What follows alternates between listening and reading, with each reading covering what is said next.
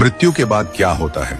जब कोई प्राणी मृत्यु को प्राप्त होता है तो यमराज के सेवक उसका संपूर्ण जीवन लेखा लेकर चित्रगुप्त जी के समक्ष प्रस्तुत होते हैं। चित्रगुप्त जी के पास उस आत्मा का पूरा डेटा होता है।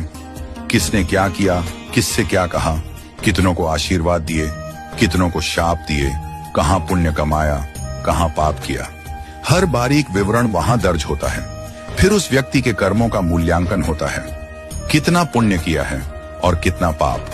यदि पाप अधिक हैं तो उसे नरक भेजा जाता है, यदि पुण्य अधिक हैं तो उसे स्वर्ग की ओर अग्रसर किया जाता है।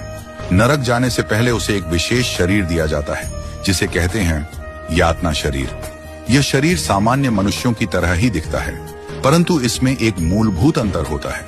हमारे शरीर में यदि किसी अंग को काट दिया जाए तो हम मर जाते हैं, पर यातना शरीर में ऐसा नहीं होता। वह मरता नहीं है, परंतु उसे पीड़ा, तड़पन, जलन, वेदना सब कुछ होता है, बस मृत्यु नहीं होती। वो जीवित रहता है केवल इसलिए ताकि अपने पापों का फल भोग सके। अब अगर किसी ने अपने जीवन में कुछ पुण्य भी किए हैं, थोड़ा सा दान, सेवा, किसी भूखे को भोजन, किसी दुखी को सांत्वना, तो उसके पुण्य उसे स्वर्ग ले जाते हैं। स्वर्ग में उसे मिलता है एक और विशेष शरीर जिसे कहते हैं भोगदेह। इस भोगदेह की विशेषता यह है कि इसे चाहे जितना खिलाओ ये मोटा नहीं होता, इसे चाहे जितना नचाओ गाओ ये थकता नहीं, इसे चाहे जितना भोगो ये तृप्त नहीं होता, क्योंकि स्वर्ग में जो कुछ भी है वह क्षणिक है, अस्थाई है। जब पुण्य समाप्त हो जाते हैं तो स्वर्ग से भी निकास होता है और फिर आत्मा को मिलता है फिर से जन्म। वह पुनः इसी संसार में किसी योनि में जन्म लेता है और फिर वही जीवन मरण का चक्र चलता रहता है। नरक और स्वर्ग ये दोनों कर्म आधारित मार्ग हैं, परंतु एक तीसरा मार्ग भी है जिसकी चर्चा वृंदावन में होती है, जो कथा में बताया जाता है और जो भक्ति से प्राप्त होता है। यह मार्ग है वैकुंठ का मार्ग।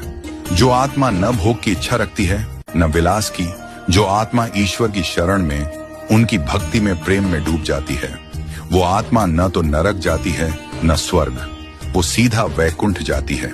वैकुंठ कोई भौगोलिक स्थान नहीं, वैकुंठ एक भाव है, एक ऐसी अवस्था जहां केवल प्रेम, सेवा और नित्य परमानंद है।